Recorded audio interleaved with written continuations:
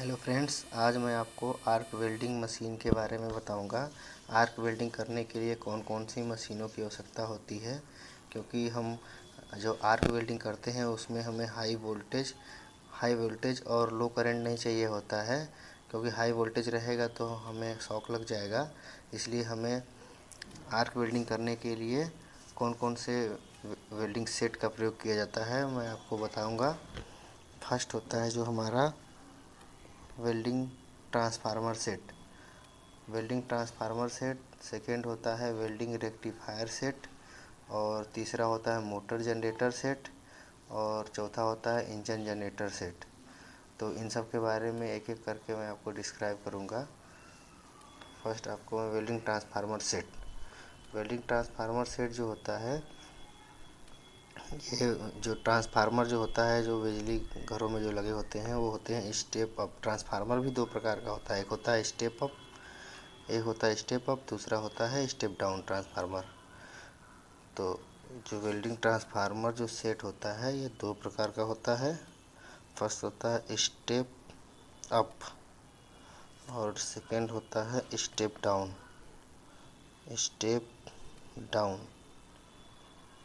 Step down. तो जो welding के लिए ये जो स्टेप अप होता है वोल्टेज बढ़ाता है, और स्टेप डाउन ट्रांसफार्मर जो होता है ये एम्पियर को बढ़ाता है। तो हमें वेल्डिंग करने के लिए स्टेप डाउन ट्रांसफार्मर का ही प्रयोग किया जाता है। तो स्टेप डाउन ट्रांसफार्मर के बारे में ही बताएंगे, क्योंकि हम लोग वेल्डिंग पढ़ रहे हैं। तो स्टेप डाउन ट्रांसफार्मर जो होता है वो वोल्टेज को कम करता है और एम्पियर को बढ़ाता है।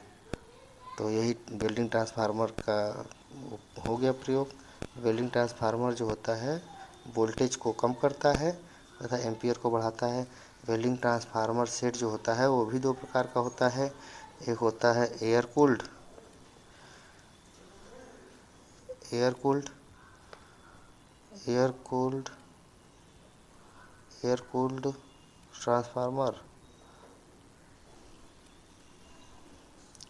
ट्रांसफार्मर और सेकेंड होता है ऑयल कूल्ड।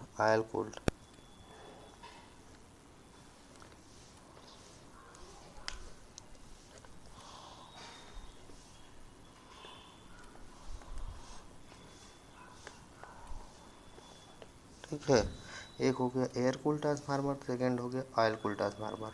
जब ट्रांसफार्मर ये इसका कूल्ड का मतलब क्या है कि ट्रांसफार्मर से जब हम वेल्डिंग करते हैं तो वो जो मशीन होती है बहुत गर्म हो जाती है और मशीन ख़राब हो सकती है। इसलिए उसको ठंडा करने के लिए हम दो विधियों का प्रयोग करते हैं, एयर कूल्ड और सेकेंड होता है ऑयल कूल्ड।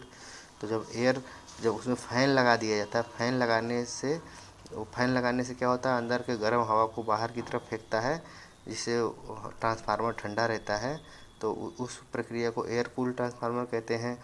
और सेकेंड होता है ऑयल कूल्ड, मतलब उसमें ऑयल भर देते हैं उस ट्रांसफार्मर के अंदर, और तेल के अंदर जो कॉइल होती हैं डूबी रहती हैं, तो उस प्रकार से ठंडा करते हैं, उसको ऑयल कूल्ड ट्रांसफार्मर कहते हैं। तो दोनों में हम आपको थोड़ा सा अंतर बता देना चाहते हैं, एयर कूल्ड और ऑयल कूल्ड में क्या अंतर होता है, कौन सा ज़्यादा अच्छा होता है। एयर कूल्ड और ऑयल कूल्ड में एयर कूल्ड ट्रांसफार्मर और ऑयल कूल्ड ट्रांसफार्मर यह हल्का होता है। एयर कूल्ड जो होता है हल्का होता है, ऑयल कूल्ड ट्रांसफार्मर जो होता है भारी होता है, क्योंकि उसमें ऑयल भरा रहेगा तो भारी रहेगा। एक स्थान से दूसरे स्थान ले जाने में प्रॉब्लम भी होगा। ऑयल कूल्ड को कम कीमती होता है, इसका इसका ये कम कीमत का होता है, ये अधिक कीमत होता है। अधिक बिजली प्रयोग होती है, इसमें कम बिजली प्रयोग होती है।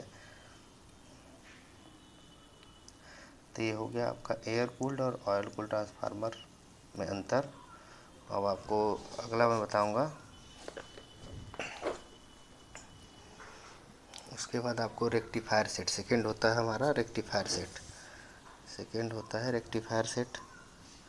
रेक्टिफायर सेट जो होता है रेक्टिफायर सेट क्या होता है, एसी को डीसी में बदलने का काम करता है। एसी जो हमें सप्लाई होती है उसको डीसी में कन्वर्ट करने का काम कौन करता है? एसी को डीसी में बदलता है। डीसी में कन्वर्ट करने का काम किसका होता है? Rectifier set. रेक्टिफायर और मोटर जनरेटर भी करता है एसी को डीसी में कन्वर्ट। एसी को डीसी में कन्वर्ट करने का काम, एसी का डीसी में कन्वर्ट करने का काम कौन करता है? Rectifier set. एसी को डीसी में बदलता है rectifier set. Motor generator set भी उसी प्रकार से काम करता है। इंजन जनरेटर का प्रयोग वहाँ किया जाता है जहाँ पर बिजली की सप्लाई न पहुँच पाए। बिजली की सप्लाई जहाँ नहीं पहुँचती है वहाँ पे हम इंजन जनरेटर का प्रयोग करते हैं। वहाँ पर इंजन जनरेटर को लेके जाते हैं, उसको चलाते हैं और चलाने के बाद फिर हम उससे इलेक्ट्रिसिटी बनाते हैं और उस प्रकार से हम वेल्डिंग करते हैं। सो गाइस, थैंक्स वीडियो देखने के लिए, और हमारे चैनल को लाइक और सब्सक्राइब कर दीजिए।